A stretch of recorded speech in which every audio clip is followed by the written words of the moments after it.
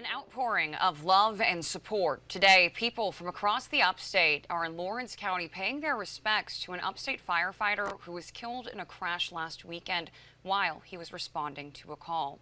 Michael Vinson was just 27 years old, and right now, this is a look at the procession that traveled from the Kennedy Mortuary and Cemetery to his service at Union Baptist Church.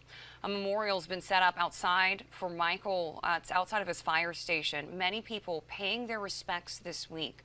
And today, hundreds of people were following the procession to the church where family in the Clinton Fire Department, Lawrence Fire Service, church members, and others all attended the funeral. That's where we find Fox Carolina's Anna Arender, who is there now. Anna, this is just really such a huge loss for this whole community. Yeah, Dana, it is, and you can feel that loss here.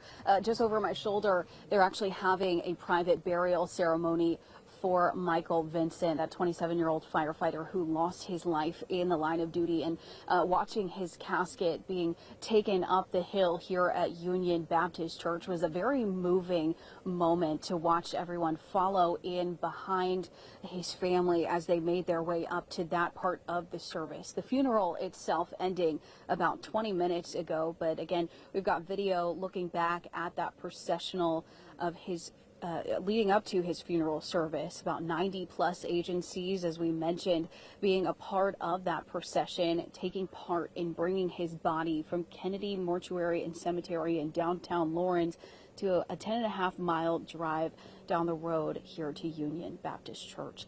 In the service, we heard so much about the character and the type of firefighter that Vincent was, and he was over and over known as the person with the big smile, the jokes, the dedication to the job. Battalion Chief Chris Rooney emphasizing that dedication, holding other firefighters accountable and speaking to his bravery and service that he gave so willingly to his community. If you look on the back of my Mike's truck today, you'll see a black and white flag, and it has a thin red line on it. That thin red line represents the last ounce of courage firefighters find deep in their blood to conquer their darkest fears in order to protect life and save property. It also shows an agreement and unity of feeling.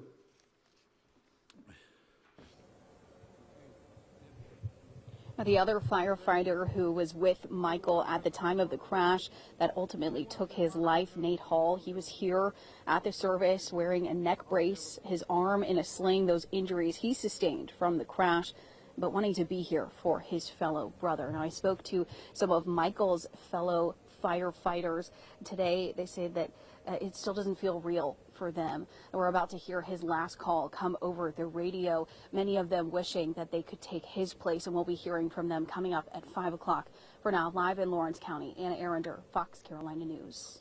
Anna, thanks. Like you've been saying, the whole community really just feeling that Mike-sized hole in their heart, that presence that's really just being missed. Thanks. We'll come back to you later for an update.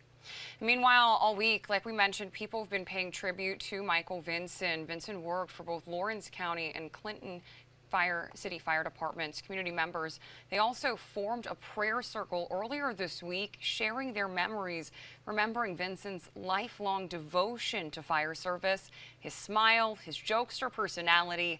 We also learned he went by Mike after a good friend's daughter gave him that name. There's a void that's there. You want somebody to pinch you and wake you up and say, hey, wake up, this is just a dream. But in reality, you know that it's not, and it's still kind of at that point that reality is not set in all the way, that he's gone. You know, and the best thing I think that we're gonna do and whatnot is, you know, we're gonna do it the way Mike did it. And I think that'll be the best way to honor him.